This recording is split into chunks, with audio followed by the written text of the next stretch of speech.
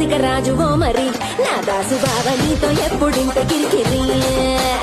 ఏం రసిక రాజువో మరి నా దాసు బావ నీతో ఎప్పుడింత కిరికిరి ఆ కుర్చీని మాట్లాడబెట్టి